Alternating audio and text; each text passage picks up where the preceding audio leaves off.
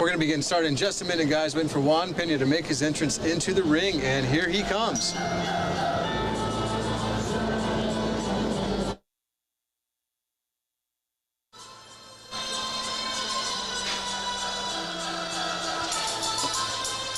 You gotta have great entrance music, right? You know, I'm an old guy. I'm one of the old guys. I'm 42. I never fought. I trained. Never fought. Colin, what's been your staple coming out? I don't really have a staple. I mix it up every fight. There have been a few that I've gone back to. I like Event Sevenfold a lot, so I've used them a few times. But I like to mix it up. Nice. What about Leroy? Leroy, what kind of entrance music are you looking at, man? What do you like? I only tried to come out to DMX. Gotta get hyped. Gotta get hyped. Just DMX. Yes, sir. If it wasn't DMX, I couldn't do it. I didn't know how to do it. Hey, man, you know, Roy Jones Jr., one of the greatest boxers of all time, but this entrance song is hype. Yes, it is. No, yes, it is. Yes, sir. So we have Juan Pina, who's 2-7 coming to the cage right now out of Arlington Muay Thai and Boxing out of Fort Worth. He's a supervisor in the oil field. He fights all over Texas. Bare knuckler. He's been doing it for 11 years. You got to watch out for them oil roughnecks. Those are some tough son of a guns right there. Absolutely. I was talking to Juan just before the event started, and you know, he's fighting at 155. He's looking to drop back down to 145, which is going to be more of a natural weight for him. But he's really excited to come out and show what he's made of. And so he's going to be taking on Jacob Berry, making his debut. And coming out of the arena, the Warriors welcome his opponent, Jacob Berry. Now, Jacob Berry, making his debut at 26 years old, coming out of Main Street Gym here in Houston. You know, let me ask you, Colin, what do you know about Jacob? You know anything about him? Yeah, Jacob was a big-time amateur Muay Thai fighter. He held several national Muay Thai titles. He's also a cowboy. Boy loves himself some rodeo. Rodeo before he fought, that's what I hear. Right, that's right. He's seen roping in the gym from time to time. So, and he also has 3 degrees, an engineering degree, bachelor's degree, and a business MBA. 3 degrees. Like I said, contrary to popular belief, these fighters have educations, they have brains. Leroy, you know you can't be in the ring if you don't have brains, right? Right, absolutely. It's chess. Physical chess, absolutely. So let me ask you, Leroy, so you're coming from the boxing side. We're having our first MMA match here. What are your thoughts when you see those 4-ounce gloves? I think I would have loved to have fought with a pair of 4-ounce gloves. Yeah, I think I would have loved to have fought with a pair of 4-ounce gloves. Loved it. I'll tell you this, it makes for interesting defense. Yes, yeah. I know, right? So we have Jacob Berry making his way to the cage alongside Bob the General Perez. Bob, everybody knows Bob. Trains some of the best guys in the industry right now. Bob's been at it a long time. I remember his days at 4-Ounce Fight Club, transitioning on over to his own gym. A lot of success coming for Bob, and really excited to see how his team turns out.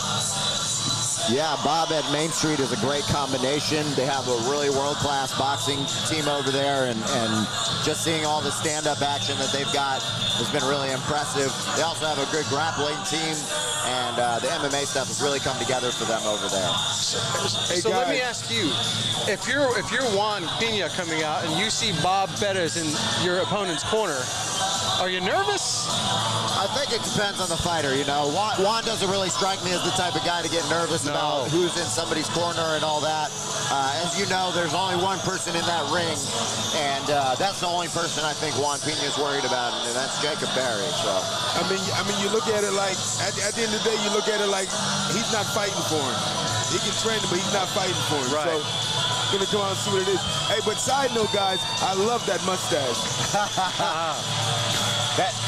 he copied that from Coach Bob. And we have Bart making the intros for fight number 2. Ladies and gentlemen, this next bout is a mixed martial arts bout scheduled for 3 5-minute rounds in the lightweight division. Sanctioned by the Texas Combative Sports Commission. Judges at ringside, Inmer Guzman, Perry Hillen, and Kelly Isaac. Referee running the action here in the ring will be Joe Solis. Your Warriors have arrived, and we are ready to begin. Introducing first to the blue corner with a professional record of 2 wins and 7 defeats, weighing in yesterday at 155.3 pounds, fighting out of Arlington, Texas. Please welcome Juan Pina. And his opponent across the ring, fighting out of the red corner. He is making his professional debut this evening. Weighed in at yesterday, 157 pounds, representing Houston, Texas, Jacob Berry.